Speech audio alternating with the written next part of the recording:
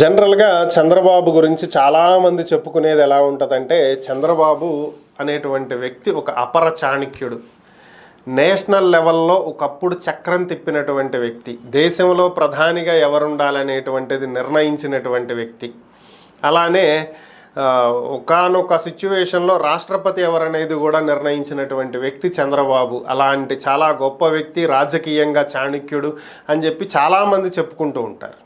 So అలాగే ఇంకా కొంతమంది ఇవన్నీ చంద్రబాబు చేపించుకునేటువంటి ప్రచారం ఒట్టి డొల్లా ఏమీ లేదు, చంద్రబాబు అంత సీనేం లేదు ఆయనకి, ఇదంతా అప్పట్లో మీడియా ఏది లేదు కాబట్టి ఆయనకు అనుకూలమైనటువంటి మీడియాతో ఇలాంటి ప్రచారాలు చేపించుకున్నాడు అని.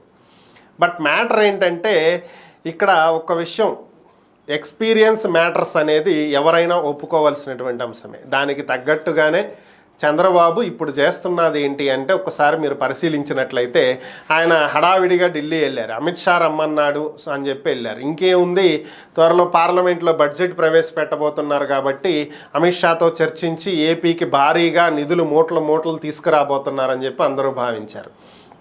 సీన్ కట్ చేస్తే అమిత్ షాతో మీటింగ్ తర్వాత చంద్రబాబు నాయుడు ఏపీకి చెందినటువంటి ఎంపీలందరితో మీటింగ్ పెట్టుకుని చెప్పింది ఏంటి అని చెప్పి ఒకసారి పరిశీలిస్తే, కేంద్రం మనకి ఏదో మన రాష్ట్రానికి భారీ స్థాయిలో నిధులు ఇచ్చేస్తుందని చెప్పి అందరూ అనుకుంటున్నారు. బట్ అది సాధ్యం కాదు. ఎందుకని అంటే, మన సపోర్టుతోనే ప్రభుత్వం ఏర్పాటు చేసినప్పటికీ కూడా మన రాష్ట్రానికో లేదా బీహార్కో ఏదో 1-2 రాష్ట్రాలకే కుప్పలు తెప్పలుగా నిధులు ఇచ్చేస్తే మిగిలినటువంటి రాష్ట్రాలన్నీ వెళ్ళి కేంద్రం మీద పడతాయి. అందరూ బీజేపీని విమర్శిస్తారు కాబట్టి వాళ్ళ ఉనికి కూడా వాళ్ళకి ముఖ్యం కాబట్టి మనకేమీ భారీగా నిధులు ఇవ్వరు. ఏదో పోలవరానికో అమరావతికో ఇవ్వాల్సిన దానికంటే ఓ 10 రూపాయలు ఎక్కువ ఇస్తారేమో కానీ భారీగా మనకేమీ నిధులు వచ్చి పడేటువంటి పరిస్థితి లేదు ఇప్పుడు. అలాగే మనకి రాష్ట్రంలో భారీగా పథకాలు ఉన్నాయి.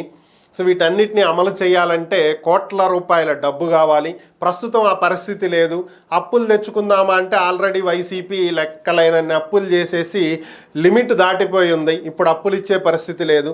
వేరే పథకాల ద్వారా తీసుకుందాం డబ్బులంటే కేంద్రం అధికారులందరూ గతంలో ఇచ్చినటువంటి ఈ పథకాలకు ఇచ్చినటువంటి డబ్బుల్ని ఏ విధంగా ఖర్చు చేశారో ఆ లెక్కలు తీసుకురండి, అవి చూసి మిగతా డబ్బులు ఇస్తామని చెప్తున్నారు. బట్ వైసీపీ ఏమో ఆ పథకాలకి ఖర్చు పెట్టలేదు. ఈ డబ్బులన్నీ తీసుకుపోయి ఇష్టం వచ్చినట్టు వాళ్ళు వేరే వాటికి మళ్లించేసేశారు. ఇప్పుడు మనం ఏం చేయలేని పరిస్థితి. దీన్ని ఏపీ ప్రజలకు మీరు వివరించండి. ప్రస్తుతం రాష్ట్రం ఏ కష్టంలో ఉంది, ఎలాంటి పరిస్థితుల్లో ఉంది, ఎలాంటి ఆర్థిక ఇబ్బందులు ఎదుర్కొంటున్నారు, ఇలాంటి కష్ట పరిస్థితుల్లో కూడా వీటి నుంచి బయటకు పడటానికి నేను ఎంత కష్టపడుతున్నాను అనేటువంటి విషయాన్ని మీరు ప్రజల్లోకి తీసుకెళ్ళండి అని చెప్పి పాపం కష్టపడి దిశానిర్దేశం చేశారు. అంటే ఇక్కడ మ్యాటర్ ఏంటి, మీరు ఎంత గింజుకున్నా ఏదో ఊహించుకుంటున్నారేమో, కేంద్రం నుంచి ఏమీ రాదు ఇక్కడ అని చెప్పి ఇండైరెక్ట్గా రాష్ట్ర ప్రజల మెదడులో నాటడానికి చంద్రబాబు ఉపయోగించినటువంటి లీక్ తెలివితేటలు. గతంలో ఇంతకు ముందు కూడా మనం చాలాసార్లు మాట్లాడుకున్నాం. ఆయన ఏదైనా సరే డైరెక్ట్గా చెప్పడం, ఒక లీక్ రిలీజ్ చేసి ఆ తర్వాత దాని మీద వచ్చిన స్పందనను బట్టి అసలు విషయం ఆయన తెర ముందుకు వచ్చి చెప్తాడు అని. ఇప్పుడు కూడా అదే చేస్తున్నాడు.